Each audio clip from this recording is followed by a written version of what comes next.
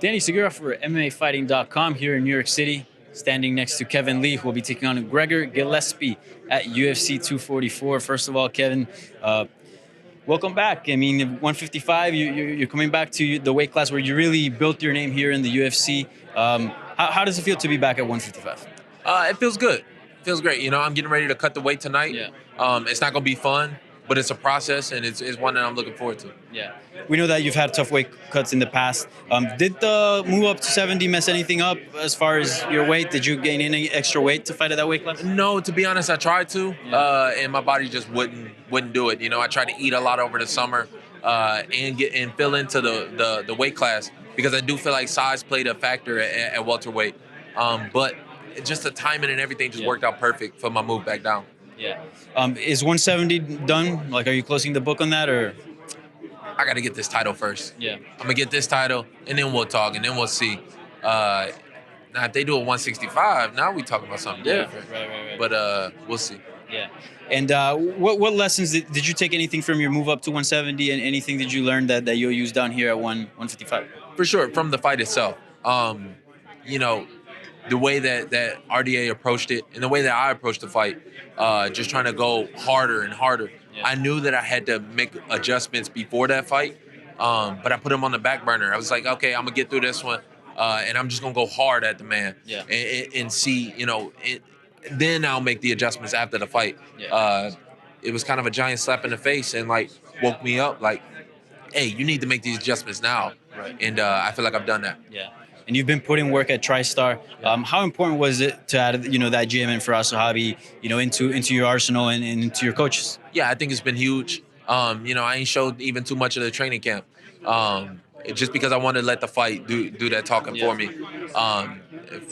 Every week that I was up there, I was feeling better and better and better each week. And now I've got that guy to I've been a little lost without my head coach, and now I've got that guy who. Of course, I can't replace anybody, but I can fill that void a little bit more, and I feel like I've done that. Yeah.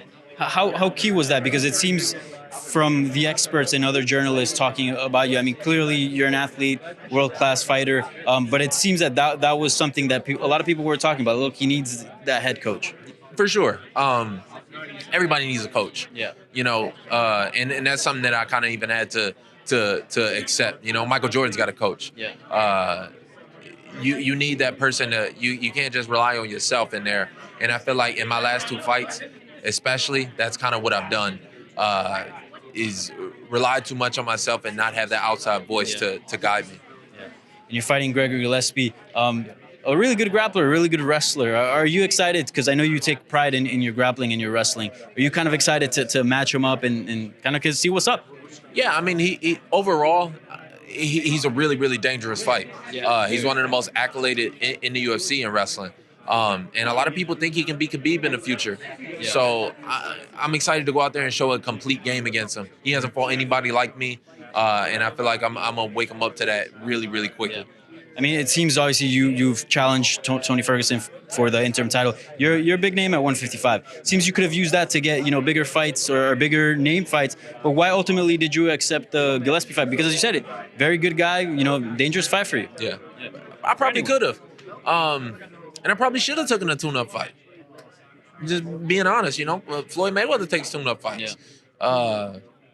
I don't know. I think it's the challenge of it that does it for me. It's not a lot to win, and it's a lot to lose, but it just do something for me. I guess it just Do you think in a way you send a message to the lightweight division like, look, I'm here to fight anyone? Like, yeah, I'm back, and they gonna know that. That's how I'm gonna let the fight do a lot of the talking for this, and stack my skills up against his, and let people see who is the real future of the division, and remind people really. Who is the future of it. Lastly, as you said, you're back. Any message you want to send to all the lightweights out there? Because it seems, the race for the title is getting very complicated, and you just added a very interesting ingredient to the mix. To be honest, I really ain't got to say shit. All right, Kevin, that does it. Thank you so much for your time, man. Best of luck on Saturday.